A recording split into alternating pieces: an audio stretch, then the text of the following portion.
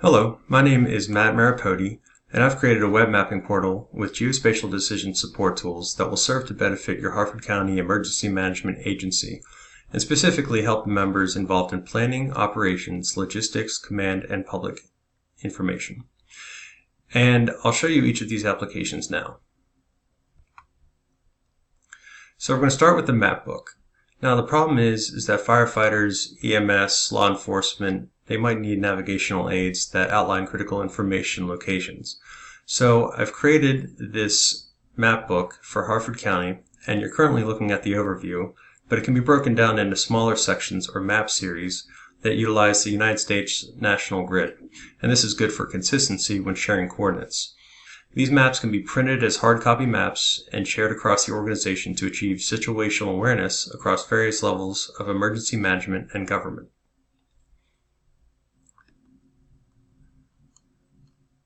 This next application is the Individual Assistance PDA Survey, or Pre-Damage Assessment Survey.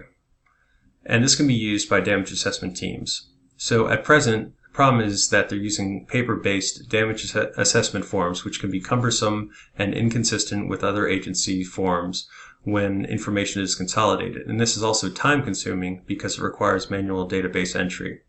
So the solution to this is My Survey, which is accessed via mobile device. And it's configured with the FEMA pre-damage assessment template that can be used across multiple agencies quickly. So the advantage of this is that it standardizes the damage assessment collection to understand the impacts of a hazard.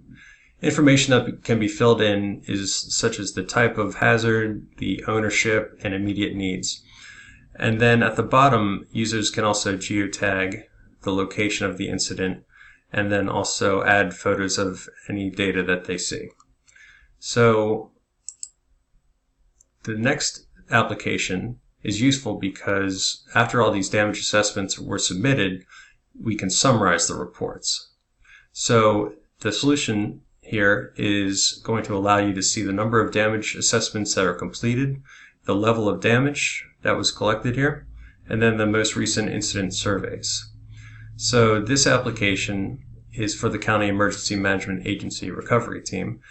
And as you can look at these surveys, you can actually filter out which ones you wanted to see. If we wanted to only see the minor levels of damage, then these automatically update. And then you can just click on one and then see the attributes of that damage and then a picture of the flood damage if it was available. So then the next application is the Place Vulnerability Assessment, which solves the problem or the need for a summarized report on flood vulnerability analysis of Harford County. And this is useful to emergency managers and county planners. So as you select the tabs at the top, it'll show you a few examples and layers.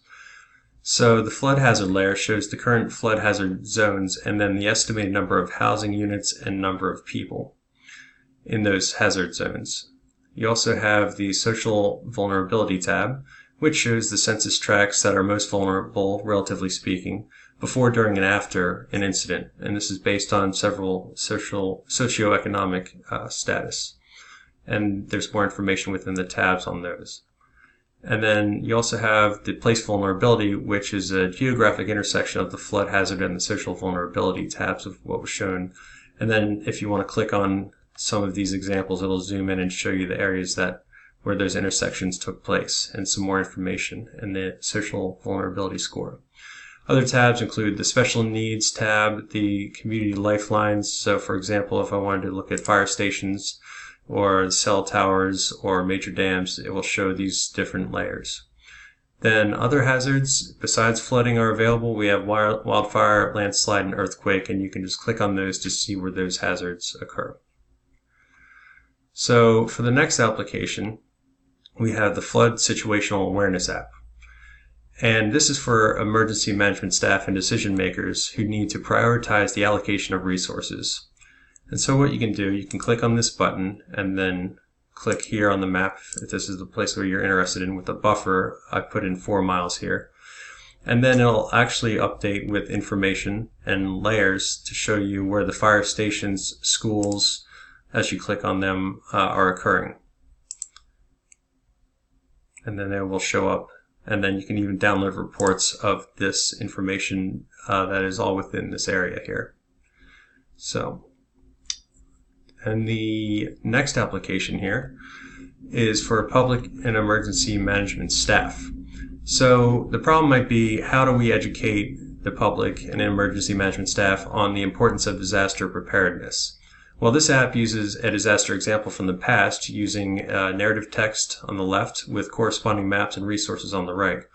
So in this case, I'm showing the impacts of Hurricane Isabel from 2003 on Harford County, Maryland. So the user simply scrolls down, and then the maps will update accordingly with information on potential hurricane hazards, previous hurricane tracks, social vulnerability, and also towards the bottom, best practices to stay safe in the event of another similar disaster in the future. So this next application is actually a crowdsourcing form that will help keep the public and emergency managers informed during an emergency. And during an emergency, the problem is you may not have enough information or not enough updated information. And we might need it to get it from the public, but in a way that is also structured, which is the challenge. So I've created this form that can be filled in by the public, and it details what the problem is, where it's located, additional information such as obstructions, any special individuals needing assistance and things along those lines, when the incident was seen, and of course, similar to the other form, you can add photos of any hazards or incidents. So the next application serves the public, and in the event of an impending disaster, the public might need to know if they should evacuate, where to go for protection, how they would get there, and if there are any road closures. So the user can simply they can put in their address, or they can select this button and increase the buffer if they so choose to understand where they might need to go. So let's just say this is your location. And it updates right here on the right to show you emergency shelters, road closures, and evacuation areas.